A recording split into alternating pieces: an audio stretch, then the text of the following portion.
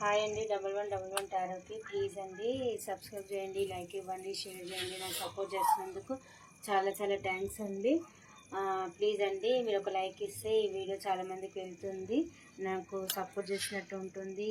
ఇంకా మీ ఎనర్జీ నాకు కనెక్ట్ అయ్యి మీకు రీడింగ్ కరెక్ట్గా వస్తుందండి.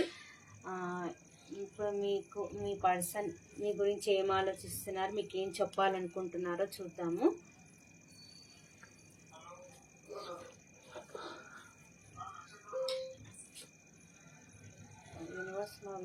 పార్ట్నర్స్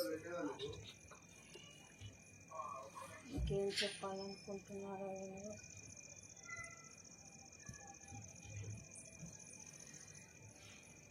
మీ పార్ట్నర్ వచ్చేసి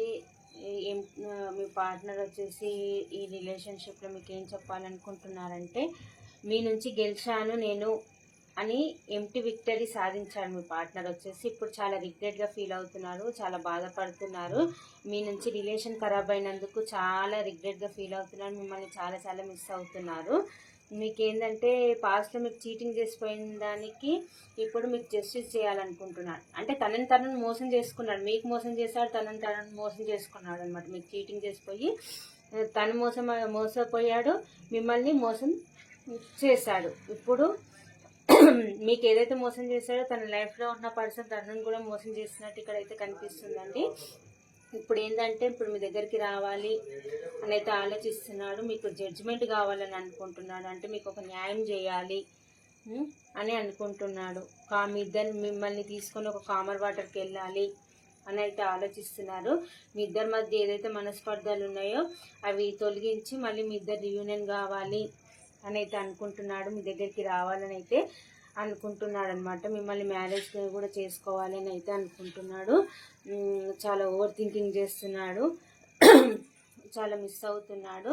పాస్ట్లో మీకు చేసిన దానికి చాలా చాలా రిగ్రెట్గా ఫీల్ అవుతున్నారు, చాలా బాధపడుతున్నారు.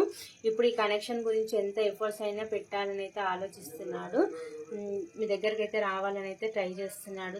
ఈ కనెక్షన్ గురించి ఎఫర్ట్స్ పెట్టాలని తను రెడీ అవుతున్నాడు అనమాట.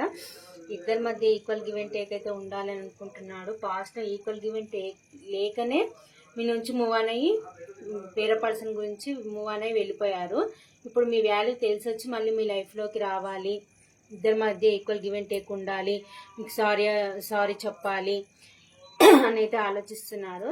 మీకు ఒక కమిట్మెంట్ ఇవ్వాలనుకుంటున్నాడు, మిమ్మల్ని మ్యారేజ్ చేసుకోవాలనుకుంటున్నాడు, మిమ్మల్ని కామర్ వాటర్లోకి తీసుకెళ్ళాలి, హీల్ అవ్వాలని అయితే ఆలోచిస్తున్నాడు.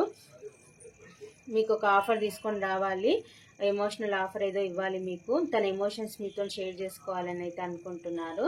మీకైతే ఆఫర్ ఇవ్వాలి అని అయితే అనుకుంటున్నారు.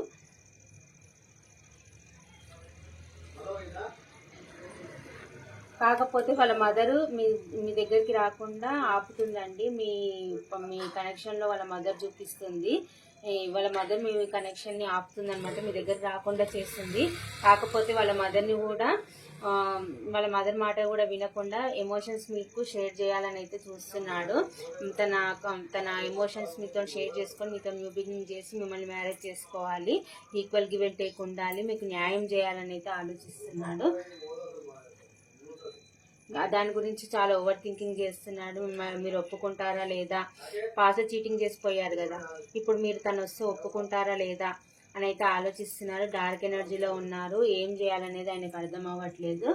తన లైఫ్ అంతా ఎటు తేల్చుకునే స్థితిలో అయితే ఉన్నాడండి, డిప్రెషన్ సిచ్యువేషన్లో అయితే ఉన్నాడు.